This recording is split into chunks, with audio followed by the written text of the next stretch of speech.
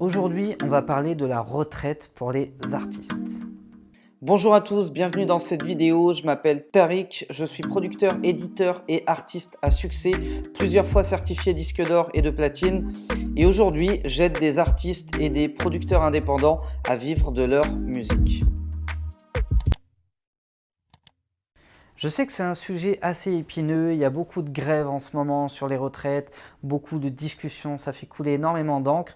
Et puis, la plupart du temps, on ne comprend pas grand-chose à ce qui se passe dans ces fameuses réformes des retraites. Mais une chose est sûre, moi je ne fais pas de politique, je ne fais pas de sociologie ou d'économie, je vais vous parler des retraites d'une forme toute différente. Aujourd'hui, à votre place, je ne miserai pas du tout sur une retraite.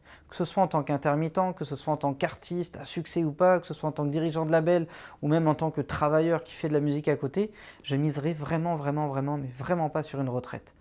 Moi, à votre place, je miserai sur des actifs bien tangibles. Et un des actifs les plus tangibles et les plus palpables, ce sont les droits d'auteur, la musique et la fanbase que vous allez être amené à créer.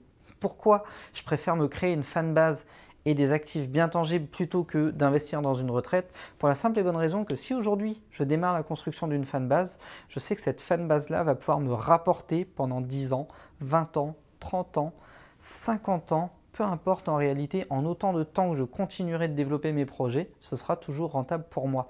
Regardez un exemple très simple.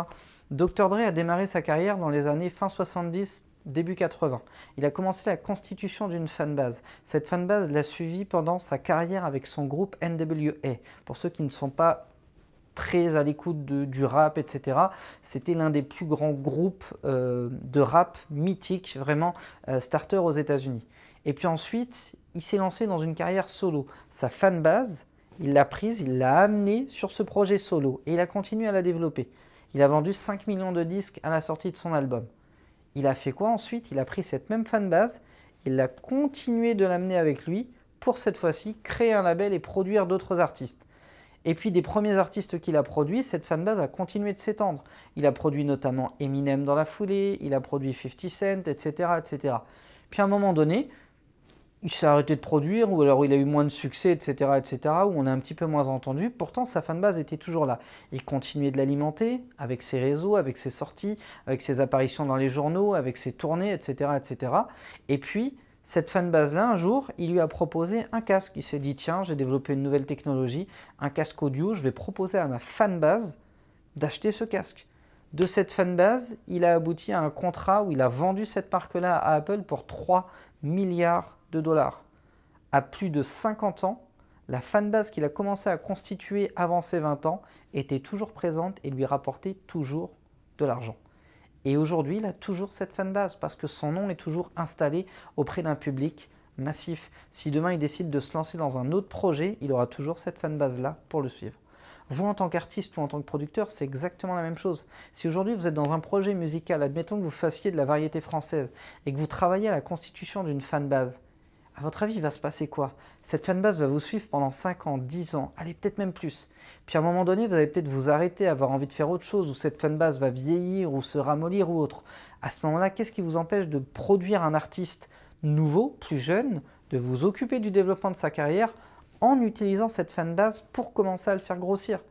Naturellement, du début de cette fanbase-là, une autre fanbase va venir s'ajouter à celle-ci, et vous êtes plus seulement détenteur de votre fanbase, mais aussi de la sienne. Et elle va continuer de se développer, et peut-être qu'il fera 10 ans, 15 ans, 20 ans de carrière, et que sa fanbase à lui continuera de vous rapporter de l'argent à vous. Et puis ça ne s'arrête jamais en fait. C'est un cercle sans fin. Ça continue génération après génération. Il y a des artistes qui sont là depuis 20 ans, 25 ans, 30 ans. Il y a des producteurs qui sont là depuis 40 ans, qui utilisent le même réseau parce que c'est un réseau qu'ils ont constitué dans le temps et que ce réseau a apporté encore du réseau et qu'en fait l'eau ne s'arrête jamais d'arriver au moulin. Et du coup, ça tourne toujours, toujours, toujours. Et aujourd'hui, ils ont peut-être 50 piges, ils font peut-être pratiquement plus rien sur le terrain, mais ils ont des équipes sur place qui, elles, continuent de bien capitaliser sur leur fanbase pour que ça génère des euros. Idem avec les droits. Vous sortez des titres aujourd'hui, vous développez la visibilité de vos projets, ça va vous rapporter beaucoup de droits là à la sortie, mais peut-être encore 5 ans plus tard, 10 ans plus tard. Peut-être que les morceaux seront repris dans 10 ans ou 15 ans. Regardez les stars des années 80, il y a une grosse tournée qui a été faite, ça a généré énormément de droits encore pour tous ces artistes-là. Et puis peut-être qu'un jour, une de vos musiques va être placée sur un film, dans 20 ans, dans 30 ans, et que ça va générer encore plus de droits, etc. etc. C'est un actif, c'est-à-dire que c'est quelque chose qui vous rapporte de l'argent et qui va continuer de vous en rapporter quoi que vous fassiez. Est-ce que ce n'est pas plus intelligent d'investir dans le développement d'actifs pour vous assurer une certaine tranquillité plus tard, plutôt que de se dire non, non, mais moi je vais aller me battre dans la rue pour que ma retraite soit assurée et que le gouvernement prenne soin de moi. Attention, je ne critique pas ceux qui descendent dans la rue. Je trouve que c'est une noble cause, c'est un juste combat et il faut le mener.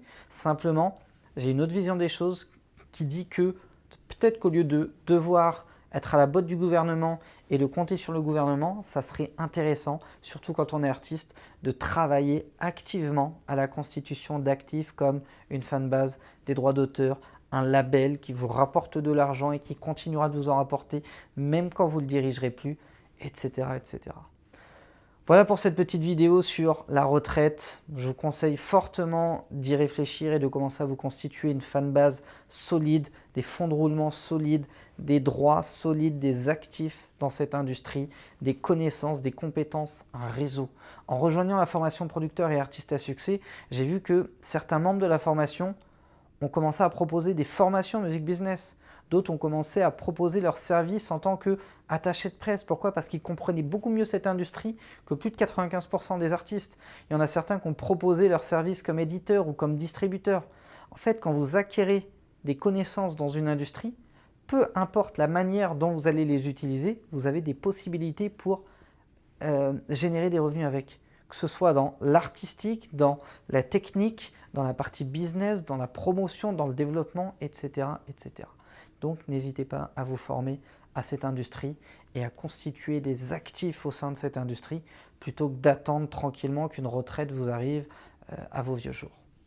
Merci d'avoir été attentif à cette vidéo. Si jamais ce contenu vous a plu, lâchez-moi un gros like, abonnez-vous à la chaîne Producteur à succès, repartagez cette vidéo à un maximum de monde que ça pourrait inspirer. Prenez bien soin de vous, de vos proches, de vos familles, déchirez tout et je vous dis ciao ciao.